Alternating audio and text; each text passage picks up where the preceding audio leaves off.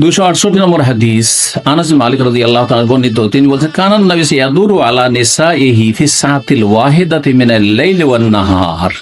নবী সাল্লাল্লাহু আলাইহি সাল্লাম তার সমস্ত বিবিদের কাছে যেতেন সহবাসের উদ্দেশ্যে, একই টাইমে, একই সময়, একের পর এক, মিনাল লাইলি, রাতেও এবং দিনেও, কখনো রাতে কখনো দিনে। এটা অভ্যাস ছিল নবী সাল্লাল্লাহু আলাইহি ওয়াসাল্লাম, মাঝে মধ্যে এরকমটা হইতো, এমন নয় যে একবার শুধু হয়েছে। অহন্না এহদা আশারা, অথচ তাদের সংখ্যা ছিল 11 জন, তাদের সংখ্যা ছিল 11 জন। কালা কুলতু লি আনাস, আমি তখন বললাম আনাসকে, আওয়া কানা ইউতিকুহু, নবী সাল্লাল্লাহু আলাইহি ওয়াসাল্লাম এটা পারতেন?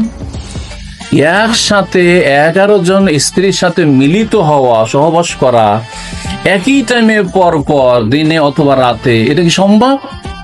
সাহাবায়ে কেরাম অসম্ভব মনে করেছেন, এই জন্য জিজ্ঞেস করছেন নবী সাল্লাল্লাহু আলাইহি ওয়াসাল্লাম এটা করতে সক্ষম ছিলেন? কালা বলছেন উত্তরে তখন, কুন্না নাতাহাদ্দাসু, আমরা আপোষে আলাপ আলোচনা করতাম। নবী সাল্লাল্লাহু সম্পর্কে সর্বজন বিদিত ছিল, সবাই জানতো, আন্না উতিয়া কুওয়াতা সালাসিন, নবী সাল্লাল্লাহু 30 জন স্ত্রীর ক্ষমতা দেওয়া হয়েছিল।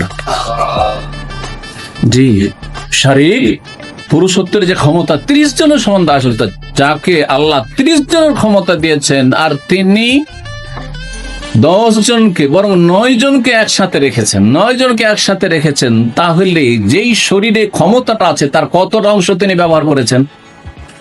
কতটা? 3 ভাগের 1 ভাগ ব্যবহার করেছেন। তাহলে শরীরের যে চাহিদা, তার চাহিদার 3 ভাগের 1 ভাগ ব্যবহার করেছেন। তার প্রয়োজন 30টা ছিল, কিন্তু করেছেন 9টা, একসাথে 9টি রেখেছেন।